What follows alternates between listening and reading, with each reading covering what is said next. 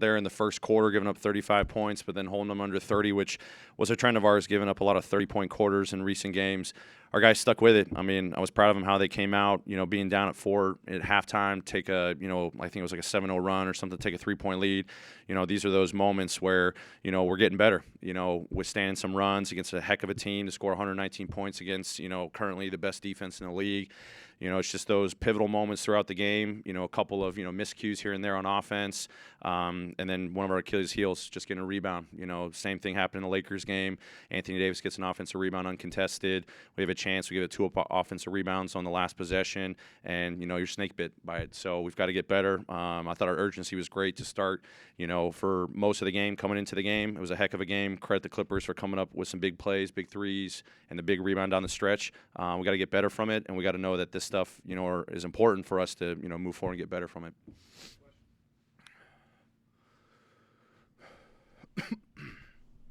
For you, what's been the line as far as, like sticking with your rotations, giving guys opportunities to prove themselves, obviously, and then making changes and seeing if other rotation lineups work? Yeah, I mean, I've been, trying to toy around with some lineups here and there, try to, ride some hot hands, guys that I think are playing well. They may get extended runs here and there, which may alter, a couple rotations. And then, come fourth quarter time, I try to put in the guys that, I think, they helped us go on a huge run to start the fourth quarter, so it's kind of banking on the guys I thought were going to give us the best chance. And, it's a game-to-game, decision.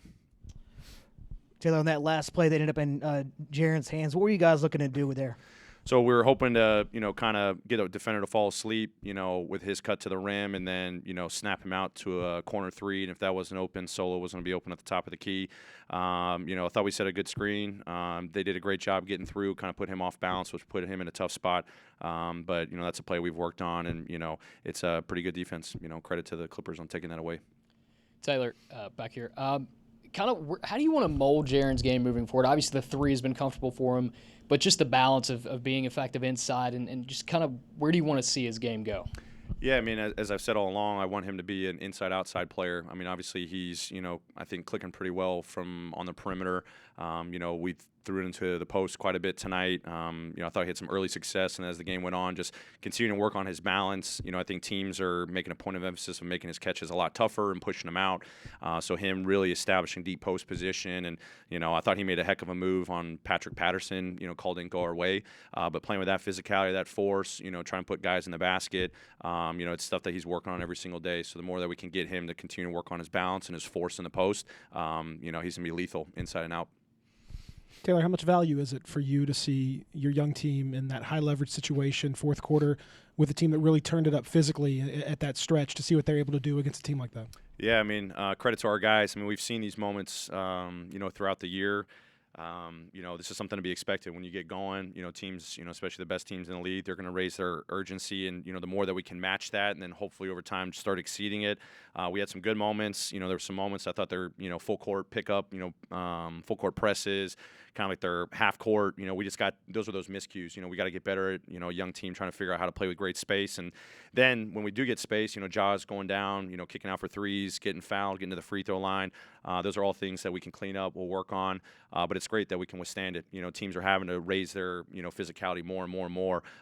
That's a credit because we come out with that urgency to set a tone, and it puts us in these ball games where we continue to learn. And when we get over the hump, we'll win some more ball games.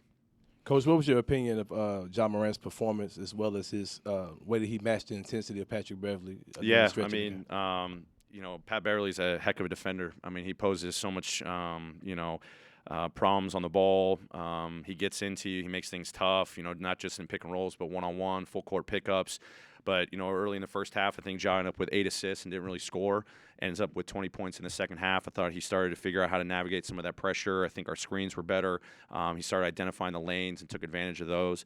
But it's a credit to him. I mean, John and I talked about it. I said, they're trying to take you away tonight, but I want you to keep attacking. He's dropping off late passes to our bigs, rolling. If he's missing a shot, our bigs are cleaning up the glass. I think we rebounded them or had more second chance points to them.